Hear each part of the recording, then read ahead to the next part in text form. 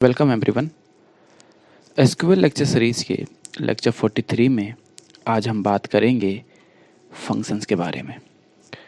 आपके मन में कुछ डाउट्स होंगे अभी, ठीक है, और डाउट्स क्या होंगे वो मुझे पता है।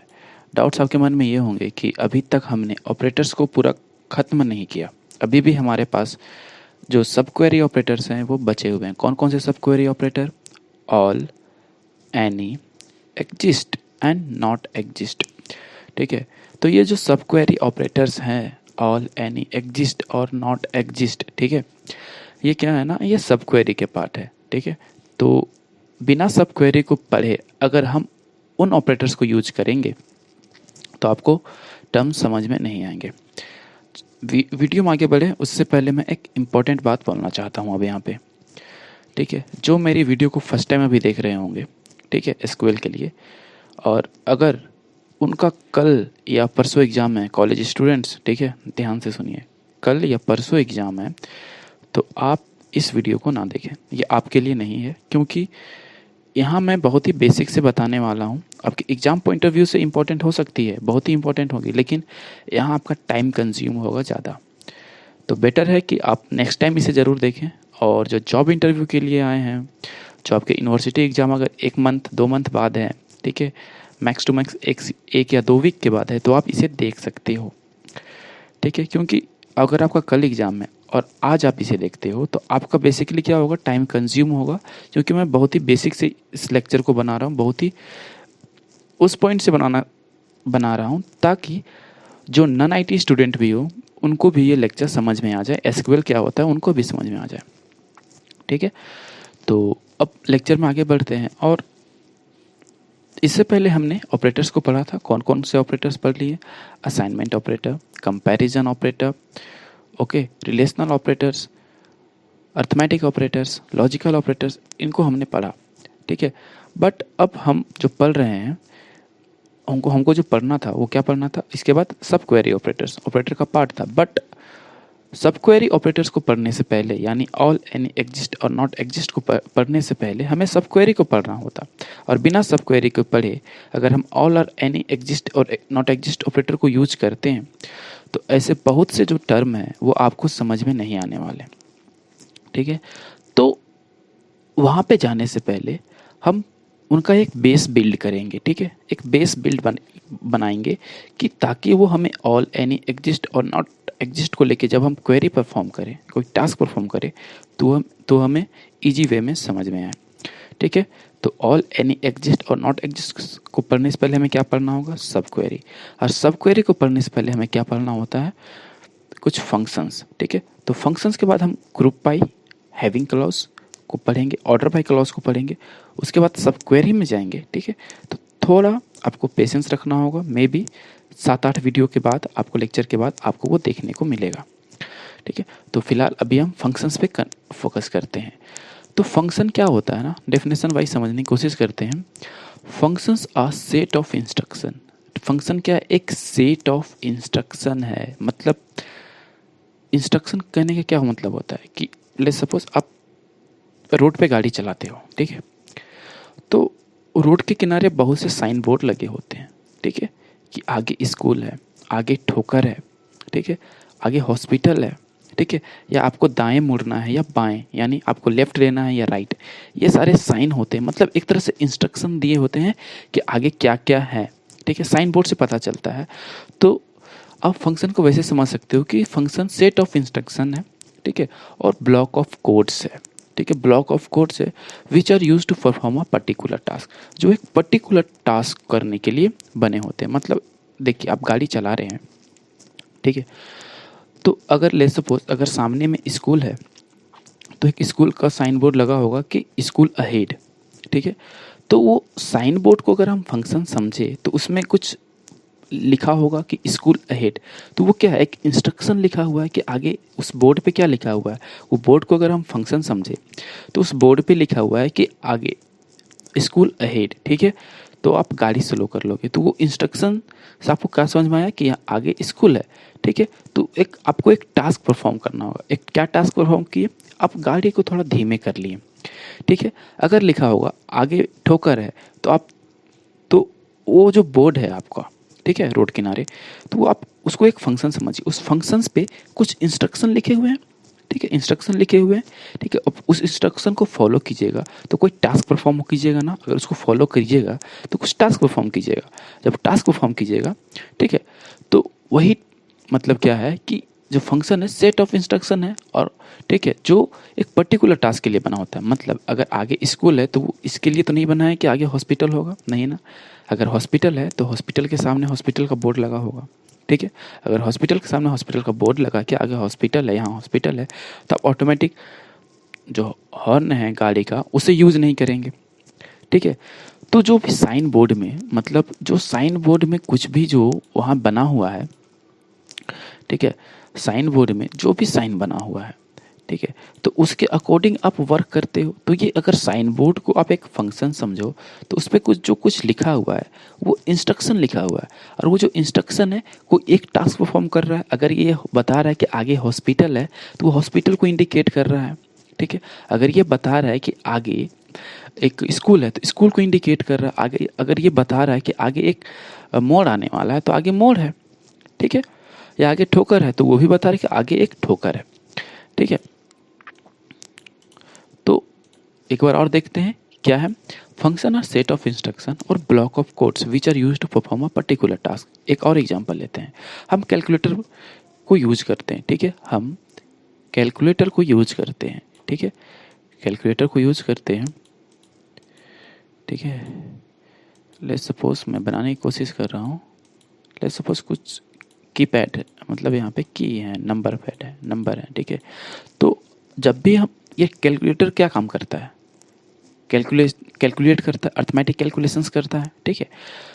जो भी आप जनरल कैलकुलेटर देखे होंगे, ठीक है, अपने शॉप में या कहीं घर पे या जो आप पढ़ाई के दौरान यूज करते होंगे, तो वो कैलकुलेटर में कुछ ये जो टास्क परफॉर्म होता है, मतलब कुछ भी अगर दो नंबर को ऐड करते हैं तो वो उसका आउटपुट को हमें शो करता है, ठीक है। सब्ट्रैक्ट करते हैं तो पर भी वो उसका आउटपुट शो करता है। मल्टीप्लाई करे या डिवीजन करे या मॉडुलो निकाले या रूट निकाले, ठीक है, या उसके पावर को निकाले तो हमें एक आउटपुट शो करता है।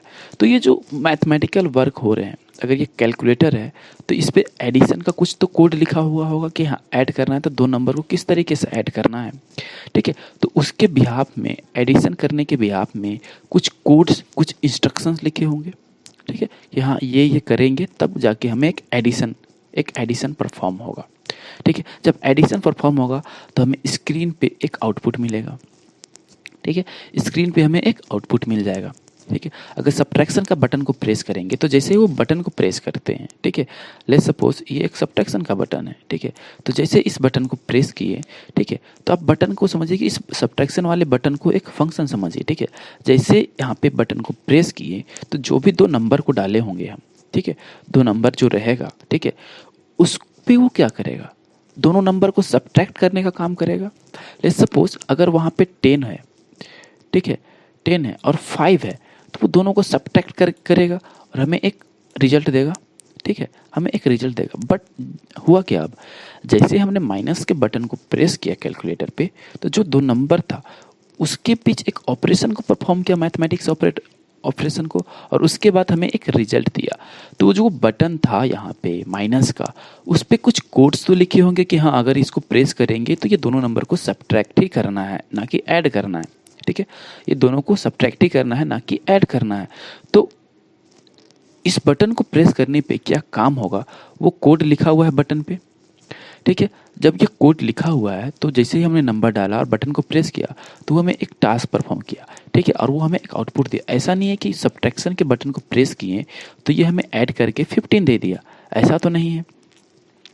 अगर सब्ट्रैक्शन किए हैं तो वो हमें सब्ट्रैक्शन का ही रिजल्ट दिया, ठीक है। तो वही चीज़ है, जो फंक्शन है, अगर आप सब्ट्रैक्शन वाले बटन को एक फंक्शन समझे, ठीक है, तो उसमें कुछ कोड्स लिखे हुए हैं जो एक पर्टिकुलर टास्क को परफॉर्म कर रहे हैं। क्या कर रहे हैं, अगर ये फंक्शन को हम सब्ट्रैक्शन का बटन समझे तो वो दो नंबर को सब्ट्रैक्ट करने का काम कर रहा है और एक पर्टिकुलर टास्क कर रहा है, मतलब सब्ट्रैक्ट कर रहा है और एक रिजल्ट दे रहा है, पर्टिकुलर रिजल्ट दे रहा है, ठीक है। तो ये हो गया फंक्शन, ठीक है। अब जस्ट अ सेकेंड, हाँ, अब फंक्शन कितने तरह के होते हैं, दो तरह के फंक्शन होते हैं। एक होता है इनबिल्ट फंक्शन, ठीक है, और एक होता है यूजर डिफाइंड फंक्शन। आइए ब्रैकेट में एसक्यूएल और पीएल एसक्यूएल मैंने क्यों लिखा, ठीक है। टाइप्स ऑफ फंक्शन में बात करें तो दो फंक्शन होते हैं, इनबिल्ट फंक्शन और यूजर डिफाइंड फंक्शन। होप कि आपको ये फंक्शन समझ में आया होगा कि फंक्शन होता क्या है, ठीक है। मैंने बहुत ही रियल लाइफ से देने की कोशिश किया और एक मैथमेटिक्स के टर्म में भी समझाने की कोशिश किया आपको। अब ये यूजर डिफाइंड फंक्शन होता है, ठीक है, सॉरी, टाइप्स ऑफ फंक्शन में दो फंक्शन होते हैं, इनबिल्ट फंक्शन और दूसरा होता है यूजर डिफाइंड फंक्शन। तो जो इनबिल्ट फंक्शन होता है वो एसक्यूएल में पाया जाता है, ठीक है, बट जो यूजर डिफाइंड फंक्शन होता है वो पीएल एसक्यूएल में होता है। अब ये इनबिल्ट फंक्शन क्या है, ठीक है, उसको समझने की कोशिश करते हैं। तो लेट्स सपोज आप ह्यूमन बॉडी का एक एग्जांपल लेते हैं, ठीक है। ह्यूमन बॉडी में आप हाथ को देखिए, ठीक है, हाथ।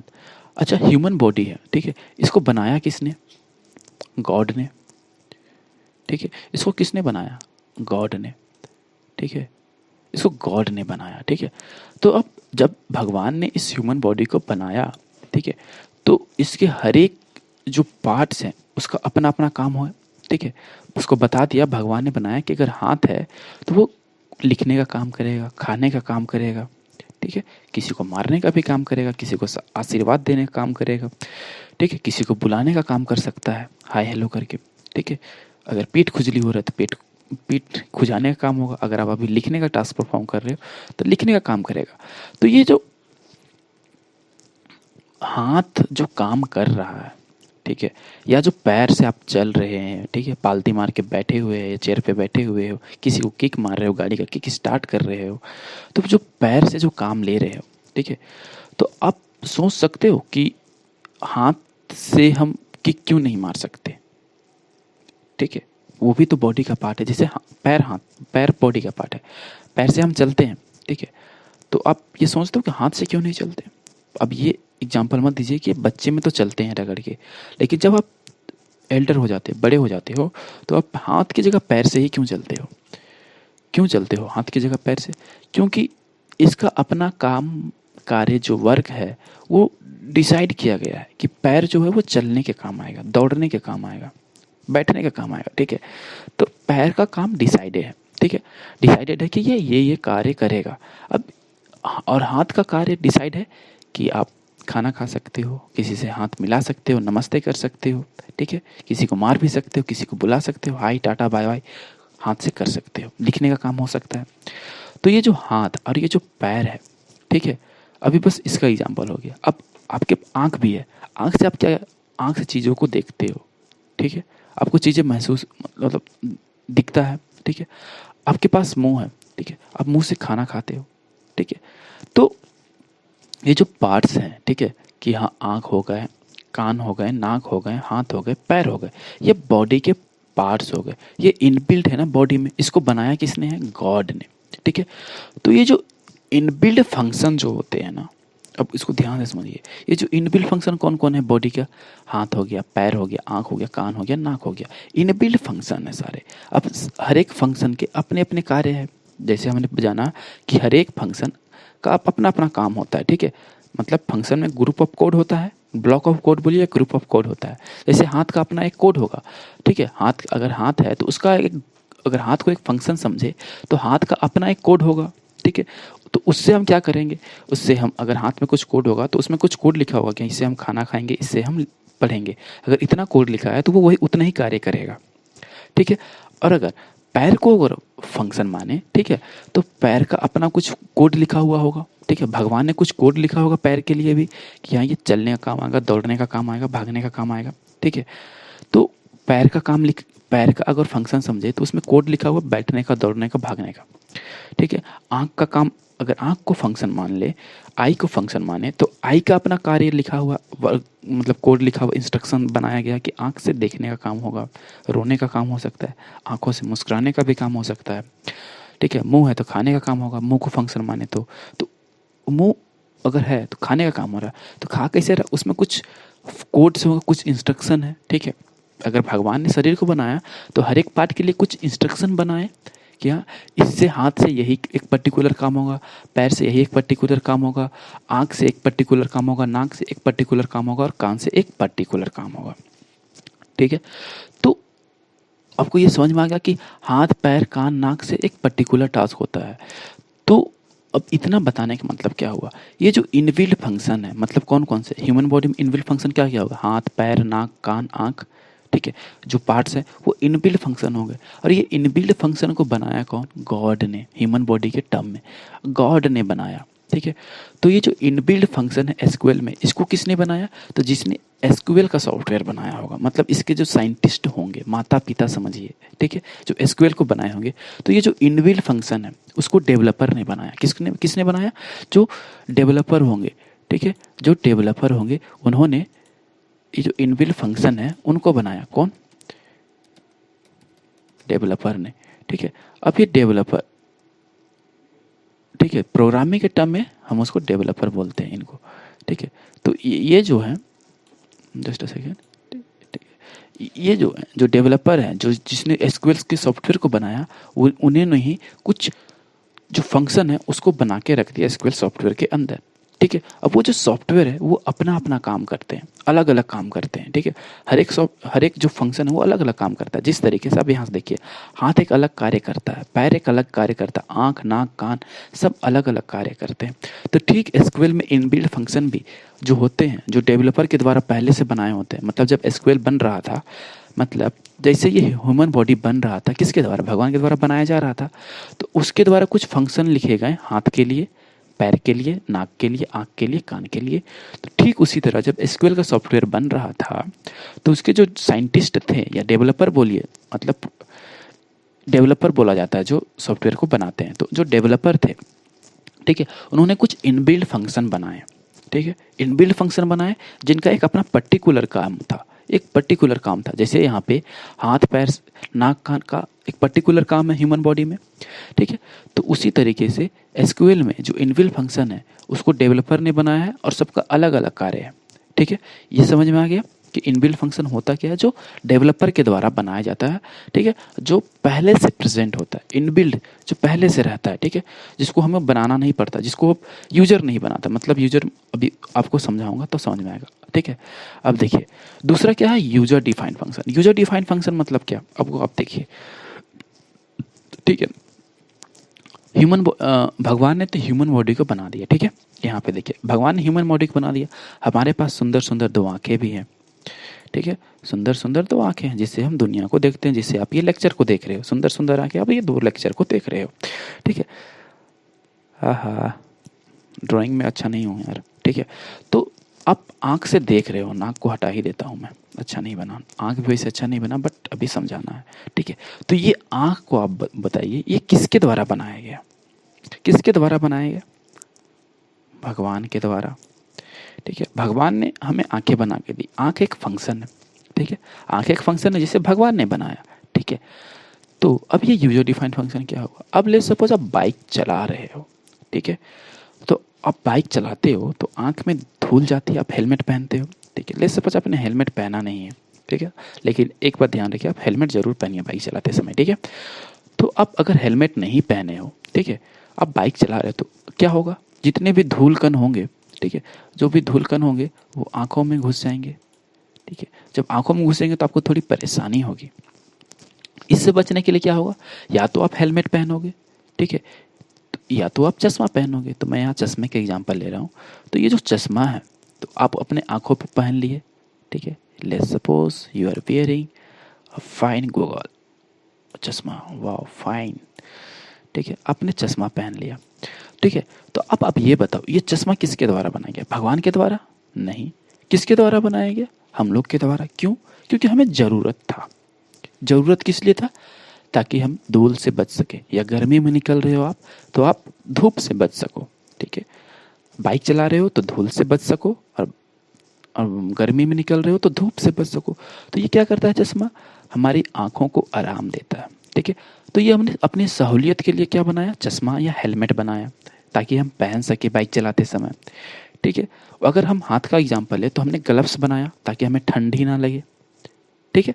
तो ये जो ग्लव्स है या पैर में शूज़ जो बनाए वो हमने अपनी सहूलियत के लिए बनाया, इसे हमें भगवान ने बना के नहीं दिया, ठीक है। भगवान ने बना के नहीं दिया, उसे हमने इंसान ने बनाया, ठीक है, अपनी सहूलियत के लिए, ठीक है, अपनी सहूलियत के लिए, ठीक है। तो ये जो अपनी सहूलियत के लिए इंसान ने बनाया तो वो मैन मेड हो गया, तो मतलब यूजर जो इसको यूज करेगा, चश्मा को कौन यूज करेगा? ह्यूमन। तो ह्यूमन इसके लिए क्या हो गया? एक यूजर हो गया। तो यूजर इसको यूज कर रहा है। चश्मा चश्मा को कौन यूज कर रहा है? कि यूजर यूज कर रहा है, मतलब ह्यूमन यूज कर रहा है। तो वही होता है user defined function. User defined function क्या होता है? जिसको यूजर बनाता है अपनी सहूलियत के लिए। मतलब ये चश्मा एक फंक्शन है ना। फंक्शन क्या है? कि आपको धूल धूप से बचा रहा है। धूल धूप से बचा रहा है, इसका एक फंक्शन है। आप शूज पहन रहे हो, ठीक है, तो आपके पैरों को प्रोटेक्ट कर रहा है, ठीक है, कांटों से, ठीक है, कीचड़ से, धूल से आपके पैरों को प्रोटेक्ट कर रहा है। तो ये जो चश्मा है, इस ये भी अगर इसको हम फंक्शन समझे तो इसका फंक्शन क्या है? इस फंक्शन है तो इसमें कुछ कोड लिखा हुआ है कि आपको ये धूल से बचाएगा और धूप से बचाएगा, ठीक है। ये आपको डस्ट से डस्ट से बचाएगा और तेज धूप से बचाएगा, ठीक है, सन, ठीक है, तेज धूप से बचाएगा आपको। सॉरी। तो अगर चश्मा को फंक्शन माने तो इस पे कुछ कोड लिखे हुए हैं कि आपको डस्ट से बचाएगा और आपको सूरज की किरणों से बचाएगा, हार्मफुल किरणों जो गर्मी होती है धूप से, ठीक है। ये आप समझिए कि आपको धूप से बचा रहा है। तो ये जो चश्मा है इसको यूजर ने बनाया और अपनी सहूलियत के हिसाब से उसको उसमें कुछ कोड लिखा। अगर चश्मा को फंक्शन समझे, ठीक है, तो चश्मा को फंक्शन समझे, ठीक है, तो चश्मा को किसने बनाया? यूजर ने। और अपनी सहूलियत के हिसाब से उसमें कुछ कोड लिख दिए। क्या कोड? कि हमको ये चश्मा धूप से बचाएगा, धूल से बचाएगा और धूप से बचाएगा। अगर उसने शूज बनाया तो अगर शूज है तो शूज क्या करेगा? उसे या तो कीचड़ से बचाएगा, मड, ठीक है, मड, फिर कांटों से बचाएगा, ठीक है, और पैर को सुरक्षित रखेगा, नर्म रखेगा, मुलायम रखेगा। तो अपनी सहूलियत के लिए हमने चश्मा बनाया, शूज बनाया और उसको कुछ इंस्ट्रक्शन बना दिए कि हाँ ये करेगा, ठीक है। चश्मा है तो आंखों में रहेगा, धूल और धूप से बचाएगा। जूता है या ग्लव्स है तो वो हाथों या पैरों की रक्षा करेगा, ठीक है। तो वो इंसान ने अपने लिए, अपनी सहूलियत के लिए, अपने आराम के लिए बनाया, ठीक है। तो उसे यूजर, तो उसको बोलते हैं यूजर, मतलब मैन मेड। इस टर्म में अगर आम बोलचाल की भाषा मैन मेड बनाया गया, गॉड ने तो नहीं बनाया, उसे मैन मेड बनाया। लेकिन प्रोग्राम की भाषा में उसे हम यूजर डिफाइंड फंक्शन बोलते हैं। मतलब वैसे फंक्शन, ठीक है, जो जैसे हम ये पेंट को यूज कर रहे हैं, ठीक है, इस पेंट को यूज कर रहे हैं तो अपनी सहूलियत के लिए हम कुछ फंक्शन को यूज कर लिए, ठीक है। जैसे हमने ये फोटो, ठीक है, ये फोटो इस पेंट में नहीं बना था, ठीक है, ये जो फोटो था ये पेंट में नहीं बना था, बट इसे हम पेस्ट करके लाए गूगल से, ठीक है। तो ये जो पेस्ट करके ला रहे हैं, ठीक है, भले यहाँ पे कोड लिखा हुआ है बट इसको हम अपनी सहूलियत के लिए ला रहे हैं ना। मतलब कुछ कॉपी पेस्ट कर रहे हैं, भले ये बता दिया है लेकिन कॉपी पेस्ट करने के लिए अगर ले आए तो ये फोटो से हम आपको समझा पा रहे हैं, तो ये अपनी सहूलियत के लिए। ये फोटो तो पेंट में नहीं था, ये पेंट को कहीं से तो लाया गया, इसको बनाया गया। तो इसको बनाया किसने? इस फोटो को इंसान ने बनाया, अपनी सहूलियत के लिए बनाया, ठीक है, अपनी सहूलियत के लिए बनाया, ठीक है, ताकि कोई चीज़ें शब्दों में ना लिखा जाए, वो डायरेक्ट आपको पिक्चर से समझ में आ जाए। तो जो यूजर डिफाइंड फंक्शन होता है उसको यूजर बनाता है, ना कि डेवलपर। डेवलपर कौन हो गया? जो इसको पेंट को बनाया, ठीक है, इस पेंट को बनाया, ठीक है। लेट्स सपोज इस पेंट को एक सॉफ्टवेयर माने, ठीक है, तो इसका डेवलपर ने पेंट को बनाया और बहुत सारे फंक्शन बना दिए। जैसे पेंसिल का अपना एक फंक्शन होगा, इरेजर का अपना फंक्शन होगा, इस रेक्टेंगल शेप का अपना फंक्शन है, कलर का अपना फंक्शन है, ठीक है, ये सेलेक्ट का एक अपना फंक्शन है। ये इसको किसने बनाया? इसके डेवलपर ने, जो पेंट को बनाया होगा, ठीक है। लेकिन आप बताओ, जो इसमें कंटेंट मैंने लिखा है, जो कंटेंट लिखा हुआ है, क्या इसके डेवलपर ने बना के दिया? नहीं, इसको मैंने लिखा, ठीक है, आपके लिए लिखा। तो ये मैंने अपनी सहूलियत के लिए लिखा, अपनी सहूलियत के लिए मैंने यहाँ पे चीज़ों को भरा। तो ये अपनी सहूलियत के लिए जो आप चीज़ें करते हो खुद से, उसे हम यूजर डिफाइन कहते हैं, ठीक है।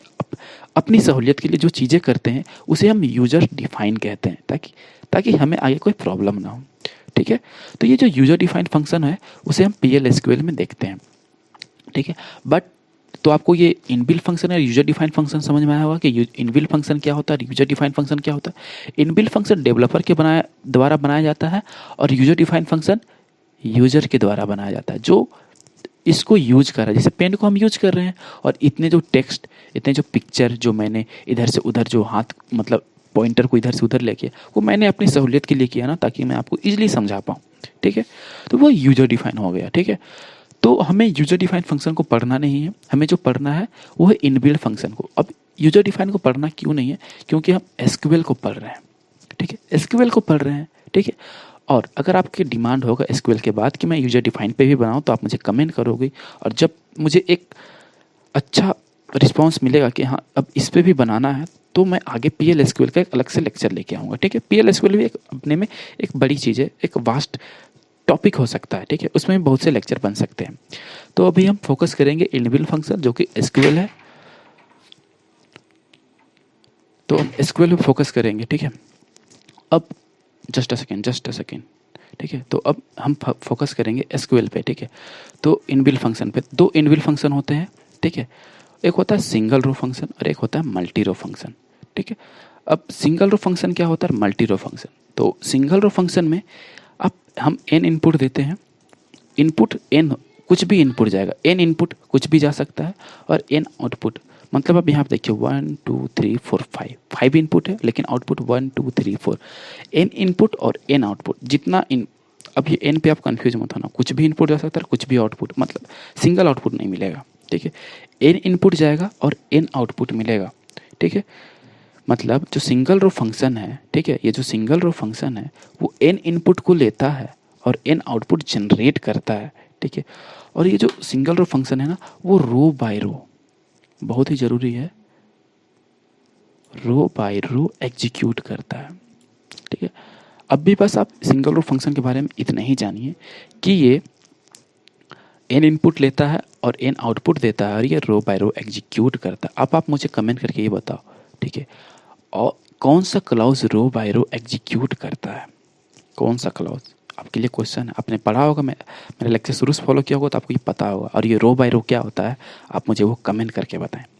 ठीक है, और आगे आने वाले लेक्चर में हम सिंगल रो फंक्शन को बहुत अच्छे से देखेंगे। बहुत सारे फंक्शन होते हैं सिंगल रो फंक्शन, जो कि बहुत ही इंपॉर्टेंट है एसक्यूएल के टर्म में। ठीक है, अगर आप एसक्यूएल जान पढ़ रहे हो और अगर आपको सिंगल रो फंक्शन नहीं आता है, तो आपको कुछ नहीं आता है। ठीक है, सिंगल रो फंक्शन बहुत ही इंपॉर्टेंट रोल प्ले करते हैं एसक्यूएल में, जिसको हम एक अलग से देखने वाले हैं। ठीक है, और बहुत ही अलग से देखेंगे जब मैं सारे एसक्यूएल के पांचों टर्म क्लियर कर दूंगा, उसके बाद पांचों स्टेटमेंट क्लियर करूंगा, उसके बाद हम सिंगल रो फंक्शन को पढ़ेंगे लास्ट में। ठीक है, तो सिंगल रो फंक्शन को आप बस यही जानिए कि ये एन इनपुट लेता है और एन आउटपुट देता है। ठीक है, और अब है मल्टी रो फंक्शन, दूसरा मल्टी रो फंक्शन। मल्टी रो फंक्शन को आप ऐसे समझिए, ये क्या है, जूस मशीन। ठीक है, जूस मशीन क्या होगा, आप ऑरेंज दे दो, गुआवा दे दो, अनार, ठीक है, सेब, ये सब अगर हम डाल दें यहाँ पे, तो फाइनल हमें क्या मिलेगा, जूस। तो आप क्या समझ रहे हो, ये एन नंबर का इनपुट लेगा, एन नंबर का इनपुट लेगा, बट आउटपुट क्या देगा, एक। मल्टी रो फंक्शन का यही है, एन इनपुट लेता है और एक आउटपुट देता है। ठीक है, एन इनपुट लेगा और एक आउटपुट देगा। ठीक है, अब मल्टी रो फंक्शन को हम ग्रुप बाय फंक्शन भी बोलते हैं। ठीक है, ग्रुप बाय फंक्शन मैं यहाँ लिख रहा हूँ, ग्रुप बाय फंक्शन बोलते हैं, और एक एग्रीगेट फंक्शन भी बोलते हैं।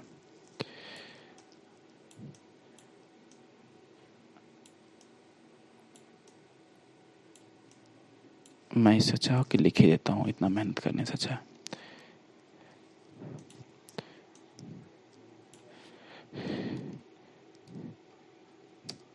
ग्रुप बाय या एग्रीगेट। ठीक है, ये मल्टी रो फंक्शन को हम और नाम से जानते हैं, एक ग्रुप बाय या आप एग्रीगेट फंक्शन बोलिए, आप ये दोनों नाम से इसको बुला सकते हो। ठीक है, मतलब तीन नाम हो गए इसके, मल्टी रो, ग्रुप बाय, इसको हम शॉर्ट में एमआरएफ बोलेंगे। अब मैं इसको भी लिख ही देता हूँ, एमआरएफ, शॉर्ट में हम इसे एमआरएफ बोलेंगे मल्टी रो फंक्शन को। ठीक है, मल्टी रो फंक्शन क्या करेगा, एन इनपुट लेगा और एक आउटपुट देगा। देखिए, हम कितने भी फ्रूट्स डालें, लास्ट में हमें एक आउटपुट मिलेगा। ठीक है, सिंगल रो फंक्शन का मुझे कोई वैसा एग्जांपल मिला नहीं, आप मल्टीप्लेक्सर को ले सकते थे, लेकिन मल्टीप्लेक्सर आपके लिए वास्ट हो जाता, बट अभी आप इसी डायग्राम से समझने की कोशिश करें।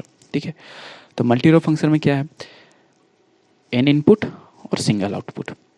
ठीक है, इसको हम और कौन से नाम से जानते हैं, ग्रुप बाय और एग्रीगेट फंक्शन के नाम से। ठीक है, तो अब आगे आने वाले लेक्चर में हम बात करेंगे मल्टी रो फंक्शन की, क्योंकि मैंने बताया सिंगल रो फंक्शन को जब हम पांचों एसक्यूएल स्टेटमेंट को पढ़ लेंगे उसके बाद सिंगल रो फंक्शन को बहुत ही डिटेल में अलग से पढ़ेंगे, क्योंकि ये बहुत ही इंपॉर्टेंट चीज़ है और इंटरव्यू में यहीं से क्वेश्चन अधिकतर पूछे जाते हैं। इसीलिए मैं जब एसक्यूएल स्टेटमेंट्स को बता दूं उसके बाद मैं सिंगल रो फंक्शन को लास्ट में बताऊंगा, ठीक है। तो होप कि आपको ये लेक्चर समझ में आया होगा, अच्छा लगा होगा, समझ में भी आया होगा। अगर अभी भी कोई डाउट रह गया तो आप मुझे कमेंट करके पूछ सकते हो। आप या इंस्टा आईडी फ्लैश हो रही है नीचे, तो आप मुझे वहाँ फॉलो कर लो, वहाँ पे आप मैसेज करके पूछ सकते हो। हाँ, और लेक्चर से रिलेटेड नोट्स चाहिए तो आप मुझे इंस्टा आईडी पे डायरेक्ट मैसेज कर सकते हो, कोई नहीं, ठीक है। और अगर चैनल पर नए होगे, फर्स्ट टाइम आए होगे, तो इसे लाइक कर देना, अपने दोस्तों के साथ भी शेयर कर देना, ठीक है। और कुछ डाउट रह गया हो तो फिर मुझे आप कमेंट करके तो पूछ ही सकते हो और इंस्टा पे भी पूछ सकते हो। और जो क्वेश्चन किया मैंने उसका आप जवाब देने की कोशिश ज़रूर करें। फिर मिलते हैं नेक्स्ट लेक्चर में, तब तक अपना ख्याल रखें, बाय।